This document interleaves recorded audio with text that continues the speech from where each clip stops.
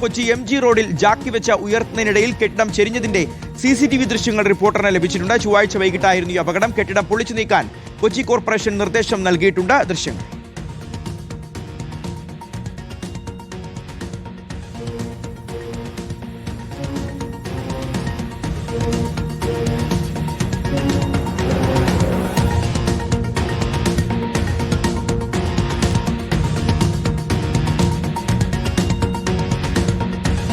Kochi MG റോഡിലാണിത്. ജാക്കി വെച്ച ഉയർത്തുന്നതിനിടയിലാണ് കെട്ടിടം ചെരിഞ്ഞ് പോകുന്നത്. CCTV ദൃശ്യങ്ങളാണ് റിപ്പോർട്ടറിന് ലഭിച്ചിട്ടുള്ളത്. അതാണിപ്പോൾ പ്രേക്ഷകർ കണ്ടുകൊണ്ടിരിക്കുന്നത്. SS ശരണിലേക്ക് പോവുകയാണ് നമ്മൾ. ശരൺ, തലനാഴിടയ്ക്ക് ഒരു വലിയ അപകടം ഒഴിവായി എന്ന് പറയാം. കാണുമ്പോൾ തന്നെ ഭയം തോന്നുന്ന ദൃശ്യങ്ങളാണ്. ഇപ്പോഴും ഇതേ അവസ്ഥയിൽ തന്നെയല്ലേ ആ കെട്ടിടം അവിടെ ഉള്ളത്? ഇനി എന്താണ് അടുത്ത നടപടികൾ? ശരൺ.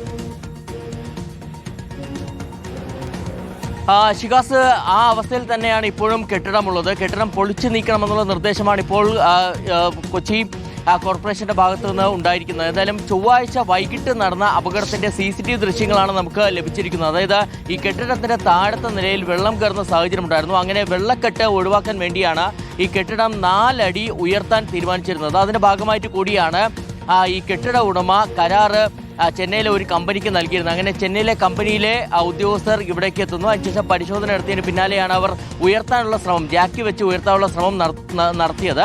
അങ്ങനെ നടത്തുന്നതിനിടയിലാണ് ഈ കെട്ടിടം ചരിഞ്ഞത്. ആ കെട്ടിടം ചരിഞ്ഞ് നേരെ വീണ് കിടക്കുന്നത് നമുക്ക് ദൃശ്യങ്ങൾ കൃത്യമായി തന്നെ കാണാൻ കഴിയും. മറ്റൊരു കെട്ടിടത്തേക്കാണിത് ചരിഞ്ഞ് കിടക്കുന്നത്.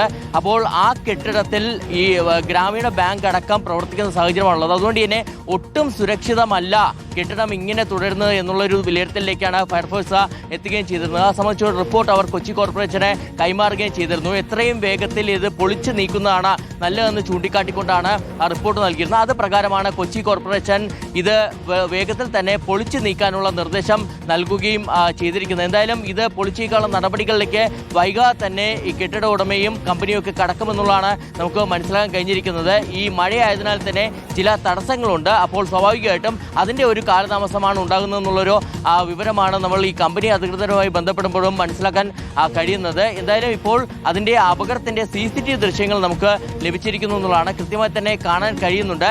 ജാക്കി വെച്ച് ഉയർത്തുന്നതിനിടയിൽ ഉണ്ടായ ഒരു പാകപ്പിഴവ്, അതിനെ തുടർന്നാണ് ഈ കെട്ടിടം ഈ നിലയിലേക്ക് എത്തിയിരിക്കുന്നത്. അതിൻ്റെ ദൃശ്യങ്ങളാണത്.